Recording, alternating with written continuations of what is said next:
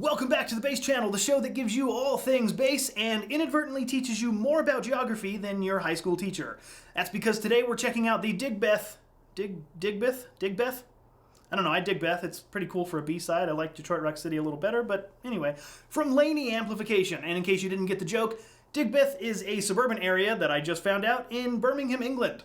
I've never been, but if it sounds anything like this amplifier does, I can definitely see myself moving there one day because, well, let's just check it out.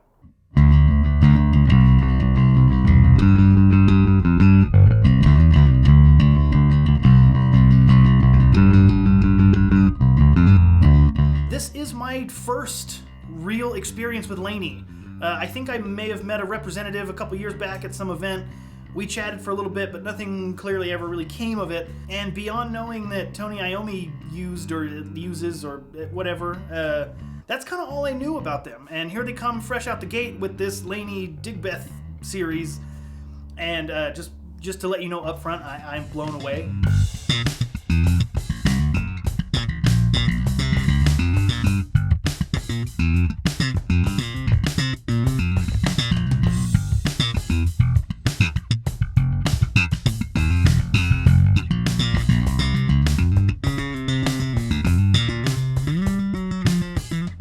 And before some of you get tripped up in the comments like a lot of people have done in the past, the way that we do every demo for products like pedals and amps, this one included, is that every playing example you're hearing is first recorded directly into this.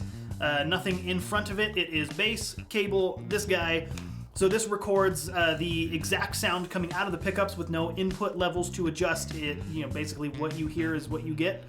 And then this signal is then being sent through a radial X amp and sent directly into the amp. Again, nothing between the reamp box and the amplifier. And the reason for that is, again, we feature a lot of different players and we try to be as diverse as realistically possible with the, kind of roster of people that we know. And it's hard to get all those people here at one time on a Tuesday. So I just pre-record them into this. I've been doing it for 4 or 5 years now. So I have quite a bit of sample setup, and then those videos are shot while they're recording. So if you see another amp in the background, no, you're not hearing that amp. You're hearing only the Laney. It is not in my best interest to try to trick anybody. There's no reason for me to say, hey, you're listening to this, but really you're listening to this. That doesn't do anybody any good. The whole point is to show you how gear sounds as honestly as possible. So this just makes that a little bit easier, and it makes it in a way that I feel the videos are better. Because you would not want to see me try to pull off all of the different styles that Jamie Lewis can play, and Josh Dubois, and whoever else, because that would not be fun. So, rather than me fake it, I can just have Jamie Lewis and Josh Dubois in my pocket, along with Chuck and Lily and Dave and Nikki and Nick and whoever else. I think I am in there too, but a little bit of me is better than a lot of me. So, that's that. Again, you're only hearing the Laney, and I hope you dig it.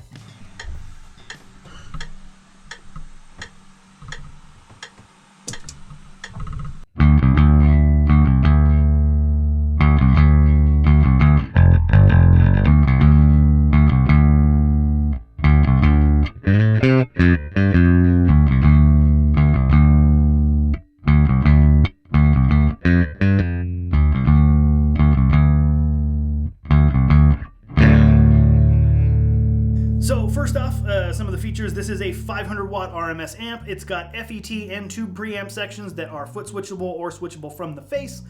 You can mix the FET and the Tube preamp sections, which is pretty nice because the Tube has a drive section, so you can blend in the clean FET with however much drive you put. I've also found that using just the Tube by itself with a very, very minimal drive, almost to where it just starts to kind of compress and break up, not necessarily distort, is one of my favorite sounds. But if you want to crank that drive up, it is really nice to blend it with the FET.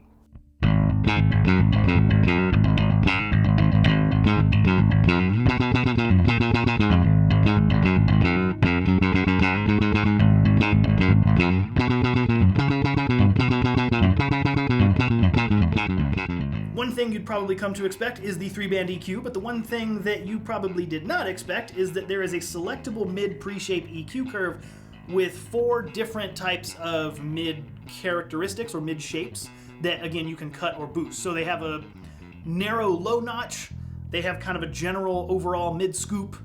They've got kind of an upper mid, it's a little bit of a wider Q, and then they've got the more upper mid narrow Q, which in my experience, the big bump is really cool to scoop it.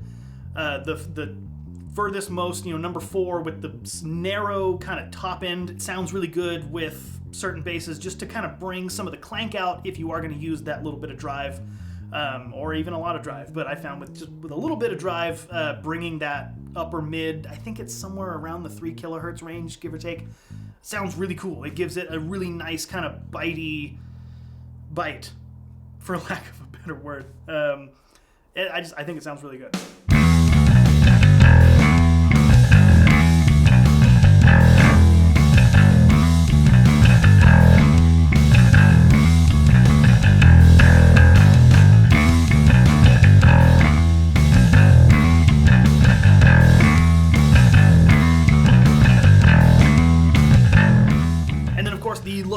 The narrow notch kind of in the lower mids is cool both ways. You can cut it to kind of clean up some of the low end, or you can boost it if you're going for a cleaner, maybe slightly overdriven compressed type of vintage sound, like a P-bass with flats type deal. It sounds really good in that setting. Check this out.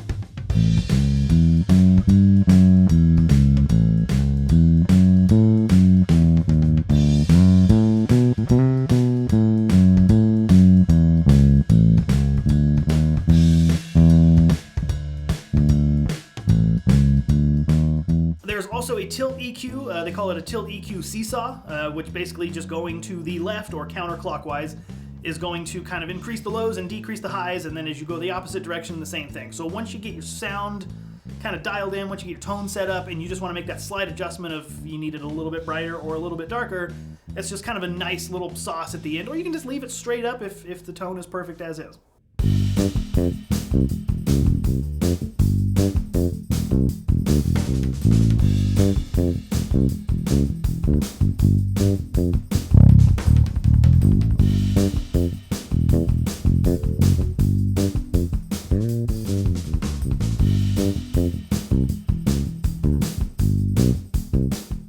Now, they don't say which specific frequencies the bass and treble controls manipulate, and they don't really say by how much. They're just boostable, cuttable, that whole deal. Let's move on to the back.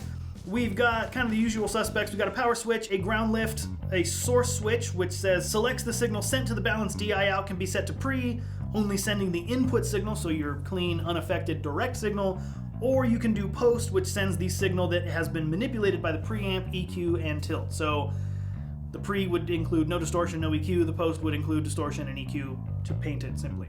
We've got an XLR balanced DI out. We all know what that does. We've got a headphone jack. We've got an auxiliary in, so great for practicing.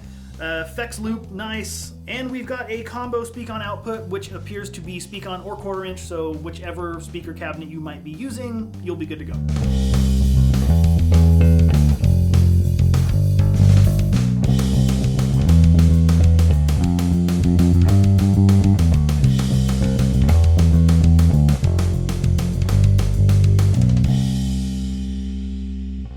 Again, like I mentioned up top, I was very impressed with this amp by the sound, the weight, the way it looks. We ran all of it into the matching 212 cabinet, mic'd with a Shure Beta 52 and an RE20, and then both of those are blended with the post direct signal. So that kind of seems to be the best sound that I can get in here, to where it's kind of a good combination of true to in the room and also kind of what you can expect if you were to record it. So as far as I can tell, based on everything I've seen on the website and in the manual, and based on the weight, which I don't really take too much into consideration, I don't think this actually has tubes in it. I could be wrong, but nowhere does it say, 2, 3, 12AX7 preamp tubes, nothing. I've seen other hybrid heads that are pretty light, which is why I'm not really going to take too much note of the weight, because there are some hybrid lunchbox heads out there that have tubes in it and are not heavy. So I don't know. It doesn't seem like there's tubes in it. I think it might be 100% solid state, but it sounds awesome. It really does. The tube setting, again, that's why I'm conflicted, because it sounds like it does. So if there are no tubes in there, then they have done a damn good job of really making that amp respond the way that a couple or a few preamp tubes would respond.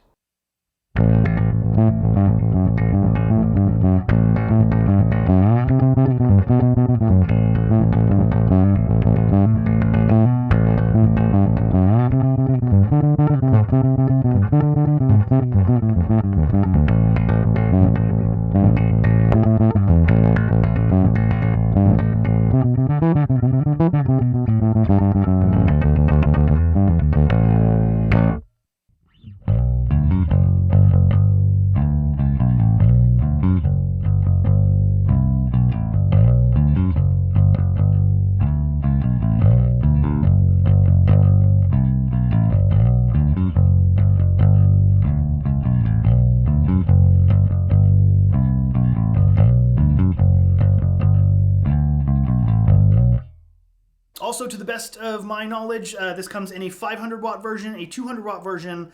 There is a 212, I think there's a 410, and I think there might be an 810 cabinet as well. This 212 cabinet sounds incredible. Now, I don't know if you remember, not too long ago, I did a video in which I was using an orange 112 as a chair because that cabinet works better as a chair than a speaker cabinet. Not the case here. The only thing that deserves to be on top of this cabinet is the head, because I love it. It sounds really good. I've heard some good 212s. I've heard some bad 212s, and this is one of the good ones. Now, again, I wasn't paid for this. I didn't buy this. This was sent to me. I'm going to send it back, so I have zero skin in the game. So there is zero incentive for me to say good things or bad things. It really is just a bitchin' sounding amp. I really like it. Spoiler alert, on the horizon, we have the tabletop pedal DI version of it as well.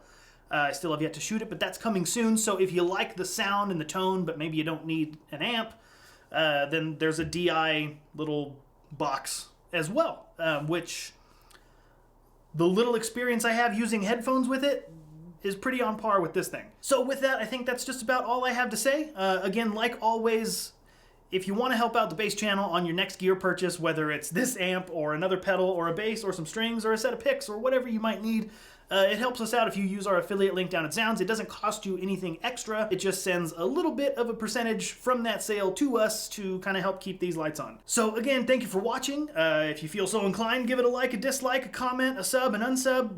Any kind of engagement is cool with me. And with that, we will see you whenever it is that we see you.